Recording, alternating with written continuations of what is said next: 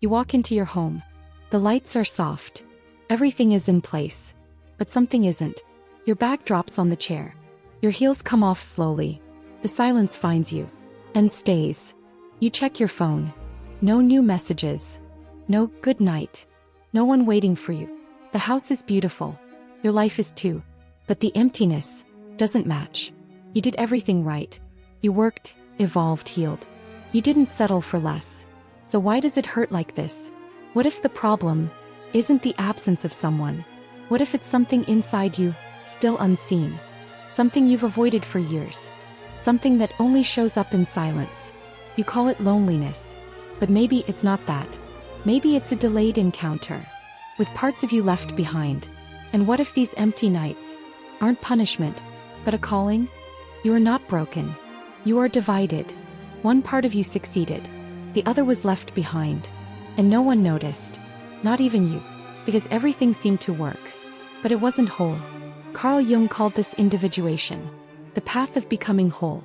Not just efficient, but integrated. But this process doesn't happen in noise.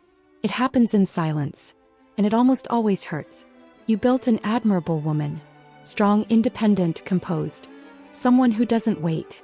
Who makes things happen. Who doesn't beg. Who doesn't collapse. But also, who doesn't allow herself to fall. And in the middle of that, something was left behind. The part that needed comfort. Emotional rest. To be chosen without effort. That part didn't die. It was silenced.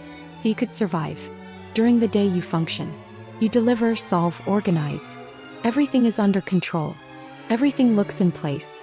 But when night comes, control no longer protects. And what was silenced begins to whisper. The loneliness you feel is not lack of people. Not lack of options. Not lack of worth. It's the presence of something inside that was never embraced. Something in you asking for space. You learn not to need. Not to depend. Not to lean too much. Because one day, no one held you. And that made you strong. But it also closed you. Built a fortress. And left you inside it. Because intimacy requires access. And access requires vulnerability. And vulnerability was never safe for you. So you control, filter, select. But deep down, you avoid. Avoid feeling too much. Avoid truly needing. And that's why no one reaches you. Not because you're not worthy. But because you became distant. Subtly inaccessible. Even to those who try to stay. Even to those who come with truth. Even to yourself. Without realizing it. And when everything goes quiet, there is no distraction left. No noise remains. Only you. And the parts 50. Left behind. Waiting for years. Without urgency. But without giving up. You don't notice when it starts. You only feel it when it ends. The connection seems promising. But something always slips. Then you're alone again. With the same question. What did I do wrong? But it didn't start now. Not with this last man. Not with the one before. This goes back. Way back. To when love meant adapting. To avoid being left. You learn to read signals. To anticipate rejection. To shape yourself without noticing. To give more than you receive. To understand the other. Before understanding yourself. And it became automatic. Almost invisible. You connect with those who are distant. With those who don't fully show up. With those who keep doors closed. As that feels familiar. Not safe. But known. And your brain mistakes that for love. Even when it's absence. And when someone available appears. Something in you shuts down. Feels too intense. Too fast. Too exposed. No game. No effort. No fight to be chosen. And without realizing, you lose interest. Or create doubts. Or find flaws. Because what is healthy doesn't activate what you learned. It doesn't create anxiety.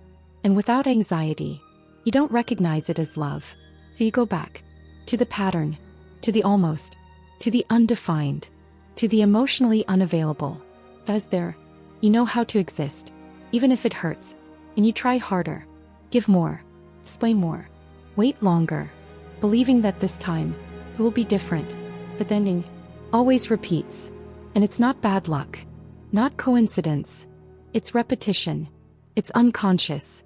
It's your mind trying to resolve an old wound. Choosing the same absence. with a different face. And that's when you realize, this was never about them. It never was. It's about what in you is still trying to prove worth, still trying to be chosen, still trying to fix the past.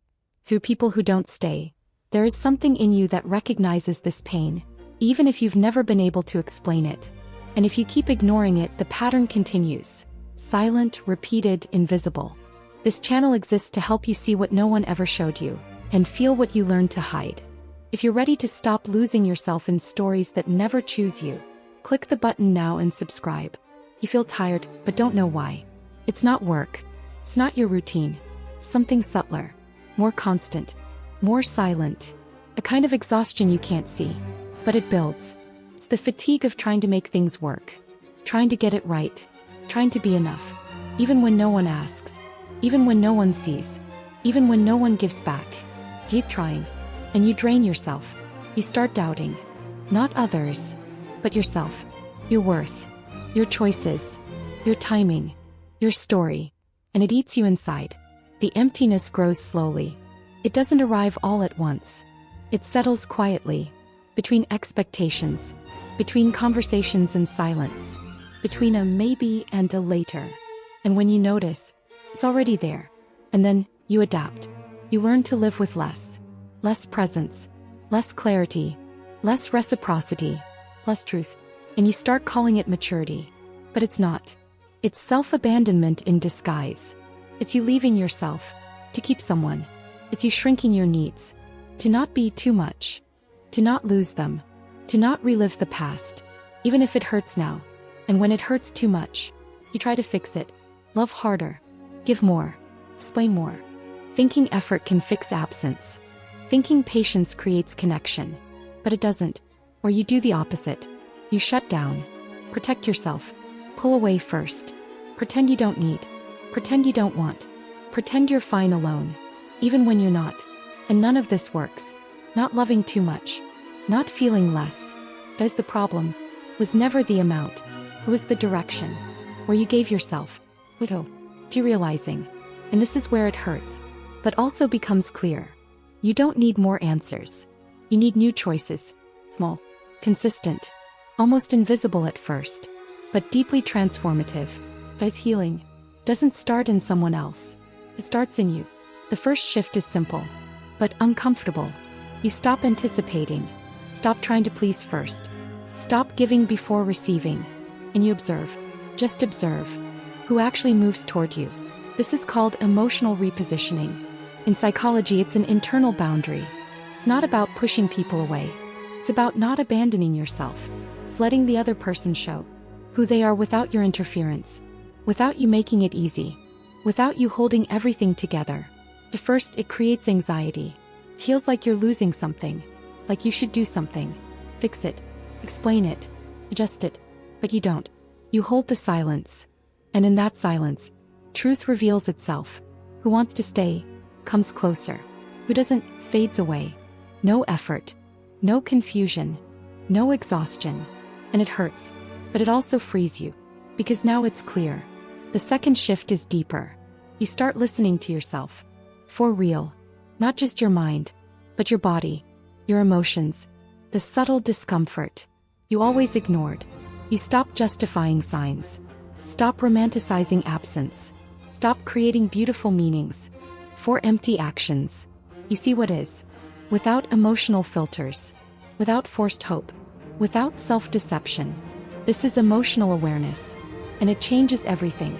Because when you see clearly, you can't pretend anymore. You can't go back to the same kind of relationships. Something in you simply won't accept it anymore. And then, something new happens. You don't chase anymore. But you also don't close off. You stay. Present. Available. But not desperate. But whole. And that's when your energy shifts. It's not strategy. It's not a game. It's alignment. It's you finally being the without distorting yourself. To be chosen. And maybe, for the first time, you're not waiting for someone. You're finding yourself. If you got distracted, come back here. Pay attention. Because this is the most important part. You thought it was abandonment. But maybe it never was. Maybe it was protection. A silent redirection. No, you didn't understand. But one that kept you from losing yourself again. Without realizing it, God didn't step in earlier. Because you were still insisting. Still trying. Still negotiating for crumbs. Still calling absence love. And He respected that. Respected your timing. Even while seeing your pain. But now, something shifted. You started to see. To feel differently. To no longer accept just anything. And it's in that moment that God comes closer. Not as instant miracle, but as presence. The Lord is close to the brokenhearted. It's not theory. It's encounter. It's in the quiet night that He reveals Himself. Not removing the pain instantly, but staying with you inside it. Without rushing. Slowly, the emptiness changes shape. It stops being absence. And starts becoming space. Space for you. Space to feel. Space to rebuild. Without pressure. You begin to realize you were not abandoned. You were repositioned. Not rejected, but redirected. You didn't lose love. You gained awareness. And that changes everything. As now, you don't seek to fill a void. You choose to share. You don't give yourself to be loved. You give yourself because you are whole. And that is a completely new place. Calmer, safer. Maybe the love you've been waiting for hasn't arrived yet because you weren't fully in the right place within yourself. But now, you're getting closer. And that shifts your path. And that's when you understand God didn't forget you. He was forming you. Night still comes. Silence still exists. The house is the same, but you are not. Something shifted within. Something reorganized. Quietly. Without announcement. You no longer chase. You don't try to fill spaces. You don't negotiate your peace. You don't shrink to fit. You remain whole, present, even when no one sees, even when no one comes.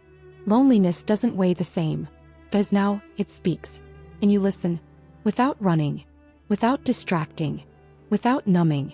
You feel, and that strengthens you.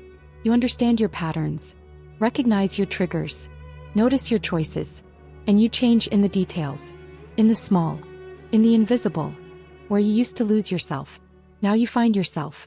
Love stops being urgency and becomes consequence of who you became, of how you treat yourself, of how you respect yourself, of how you position yourself, without effort, without desperation. And if someone comes, it won't be to complete you. It will be to walk beside you, to add, to share silence, without weight, without games, without disguised absence. And if no one comes, you are still whole, still at peace, still alive. Because now you know, your life didn't begin when someone arrived. And it doesn't end when someone leaves. It continues in you. And that woman from the beginning, who felt the emptiness at night, she still exists. But now she is held, heard, no longer ignored, no longer silenced, no longer alone. And that's where everything transforms. If this message resonated with you, subscribe to our channel right now. Because here you won't find empty promises. You'll find truth, clarity, and real emotional healing. Maybe no one has ever explained this to you this way. But here you'll begin to truly understand yourself. And when you understand yourself, everything changes. So don't delay this process. You deserve this peace. And for you who made it to the end of this video, comment, "I choose to find myself." Because every time you declare this, something spiritual moves within you. And this might be the first night you don't feel alone.